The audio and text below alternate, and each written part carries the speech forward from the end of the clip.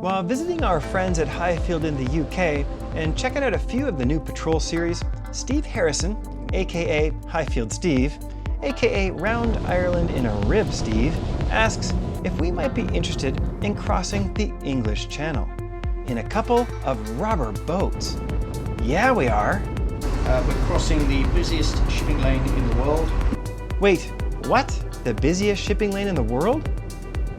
And we're heading down into some of the most violent tidal races in Europe. Violent tidal races? Of course, Steve wasn't planning a short crossing from Dover. Nope, we are in Exmouth, and the other 760 was in Salcombe, about 35 nautical miles away by boat. By the time we come back, we will have done 180, 200 nautical miles in a day. 200 nautical miles So a day. It'll be a good test. It'll be a good test. So we are up early, fueling and sorting gear. Of course, these aren't just any rubber boats. I'm not used to left-hand throttle. They happen to be 7.6 meter Highfield Patrol hulls, one of which in the brand new recreation-focused sport configuration. And the reason we're thinking we can do this, well, it's a nice sunny day, we checked the forecast, winds, wave height's not too bad, but in reality, this is a very capable boat. This is the kind of boat you use if you're going somewhere and you have to get there, regardless of the weather. This is a boat that you want to be able to beach anywhere, anytime. This is a boat that if you live on an island and you're getting there every single day, this is your mode of transportation. This is not a boat you want to drive, this is a boat you must. You need to drive it every day. So, we have picked a nice weather window to make things a little easier for us, but we're going to make it crossing today, and we are geared up for it. Now, we're not taking this lightly. We do have two boats. We have a support boat just in case. In fact, this one is brand new. It was PDI'd last night. It has, are you ready for this? 0.9 hours on it. So I guess that means we're pretty confident in how these Hondas will run. It's going to take us probably a good part of 8 to 9 hours to go there and back. We're in spring tide, so the tidal situation is pretty serious. The water temperature is about 14 degrees, so if you do fall overboard, you don't last that long. So we did do some event planning earlier. We checked the forecast, the tides, the weather, the wave height, and we're confident we've got a decent day. It's ironically very sunny in the UK today. I'm told that never happens.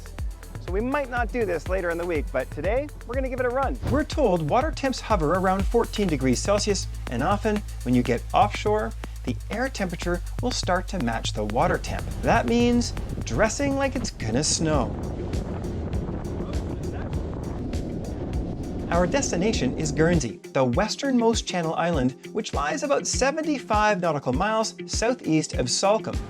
With strong and reliable 250 horsepower Honda V6s bolted to the transoms, these boats boogie. But will we worry about fuel? Well, before we go too far, I wanted to check just how much fuel we would consume on the passage. Well, at 3,700 RPM, we're doing about 24, 25 knots. We're only burning 35, 36 liters per hour. So with a 280 liter fuel tank, we should have no problem going there and even back. We're definitely going to top up with fuel, but it's nice to know you've got that kind of range on a strong, powerful rib like this. At this speed, that translates into a range of 178 nautical miles with a 10% reserve. Of course, we wouldn't consider doing this in one boat. Well, Steve might, but we were happy to have a buddy boat with us for our first channel crossing. It's so nice to have a boat that is so capable, even across the channel. So, you know, we really got to get more people driving boats. You can't just let the guy drive all the time. So we're going to let my wife take a hand at the helm. Talk about something for your Facebook account. A channel crossing.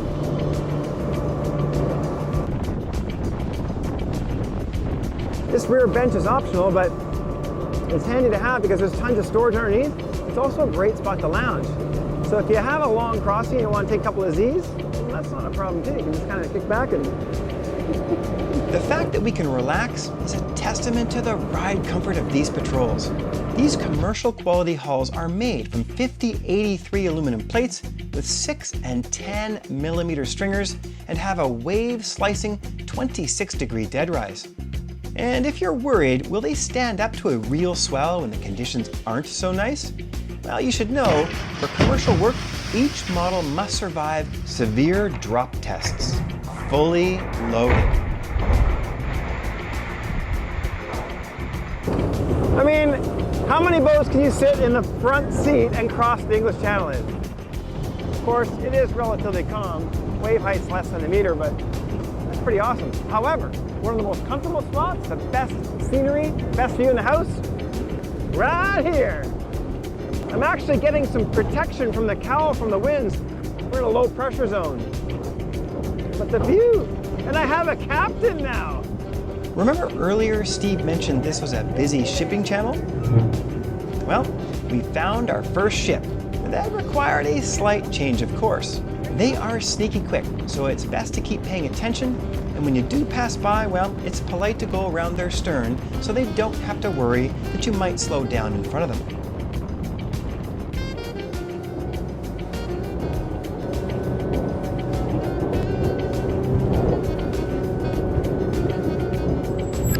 About 2/3 the way across the channel, we decided to stop and just enjoy the view for a moment. We've been averaging about 25 knots in this very calm sea state, and we're burning about 35 liters an hour, which is pretty cool when you think of the speed that we're running in a 25-foot boat. But I think the most impressive thing is the hull. I mean, considering you really can now decide to go anywhere in pretty much any conditions. And if you do go over the horizon, you can always get back. And right now, you know, we're out of sight of all land. So we're kind of over that horizon. And it's just so cool to know you can have the confidence to take this boat 60, 70, 80 miles in a day, and you'll still be able to get back. Maybe even on a single tank of fuel. We now have about 2.8 hours on a brand new Honda 250, and it's been running like a Honda, flawlessly. Getting pretty good fuel economy and actually very, very quiet. There are times when you're idling you don't know it's running, which is pretty impressive. You gotta love engine technology these days. Turn the key and away you go. And the fly-by-wire throttle is really, really nice. You can let go of it, it's not backing off on you. And it'd be nice if you had a cruise control button, but maybe that's a safety issue, who knows. With a quick snack in our tummies, we were off again, and it wasn't long before the Channel Islands were in sight. We had arrived. Yeah.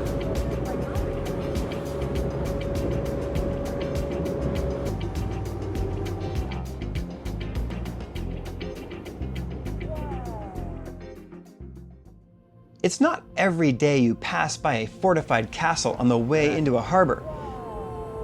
But this is Guernsey, and that is Castle Cornet, quietly guarding St. Peter Port for 800 years.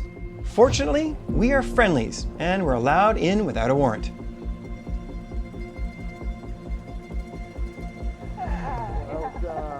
First channel crossing! Hey, we made it!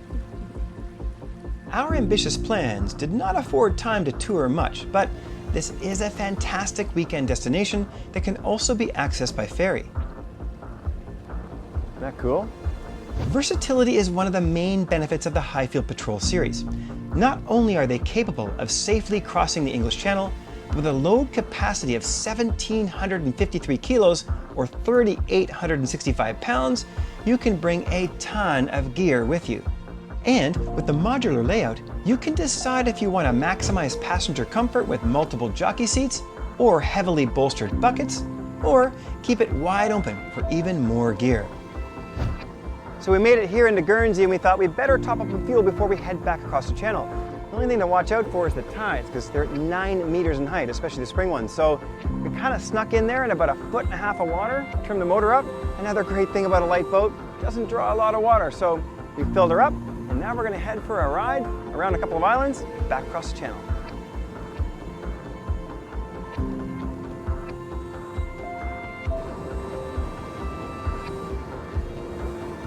Of course, St. Peter Port isn't the only place to visit. There are dozens of anchorages around, and we had just enough time to visit Shell Beach on the next island over.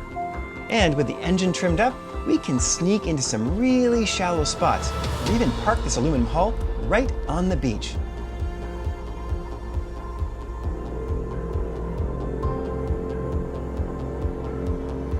With such calm water, we had a chance to play around with this 760 a bit. A little crankin' and bankin' reveals just how well these boats handle. Big reverse chines provide plenty of lift and help hold the hull in place when banked right over. After messing around with the Patrol 760, Sherry and I were eager to try the brand new Sport 760. So we found a spot a few miles offshore to swap boats. It was that calm. The Sport utilizes the exact same commercial grade wave slicing hull as the Patrol, but has a much more luxurious layout. Absolutely perfect for recreational boating. You get the same incredible strength and durability with plush seats, a huge wraparound console, and a massive sun pad up front. The heavily bolstered helm seat provides plenty of comfort, and a crystal clear windscreen allowed Sherry to spot a dolphin way off in the distance.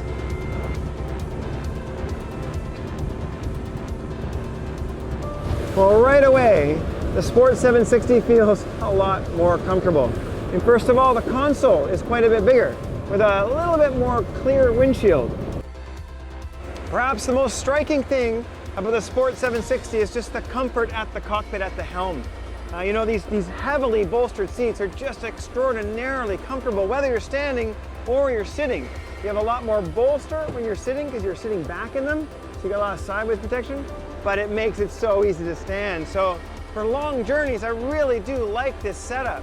I'm also a little partial to my throttle on the right-hand side.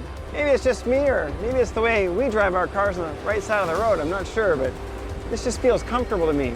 And I also don't know why, but for some reason this Sport 760 feels lighter and more nimble than its Patrol brother.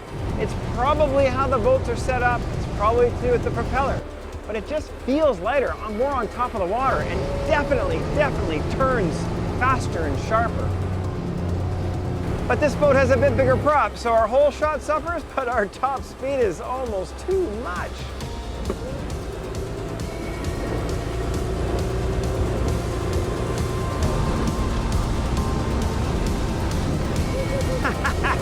I tell you what, Highfield knows how to put the sport in the sport boat.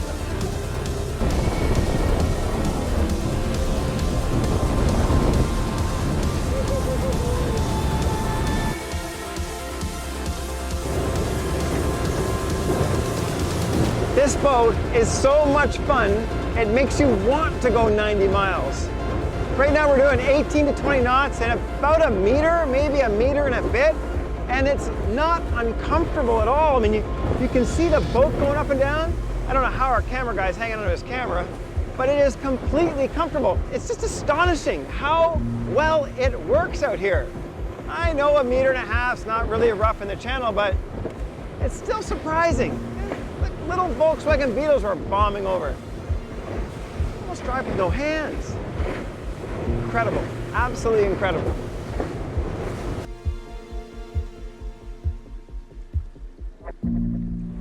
Well, there you have it.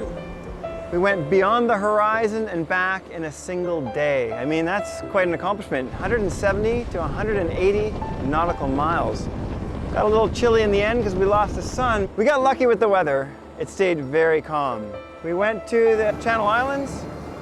We had a beer. Channel crossing fine. We watched the tide drop. The boat's almost bottomed out. On the way back, we saw a dolphin.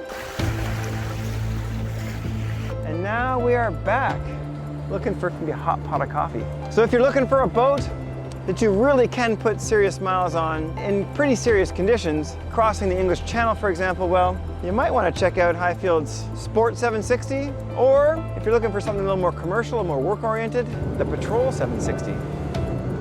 Either way, you've got a boat that can really run some miles, get you beyond the horizon and back in a single day. Thank you, Steve, for your guidance and hospitality. Thanks, Matt, for capturing these incredible moments. And thank you, Highfield, for building boats so capable that a couple of newbies from Canada could confidently cross this glorious channel.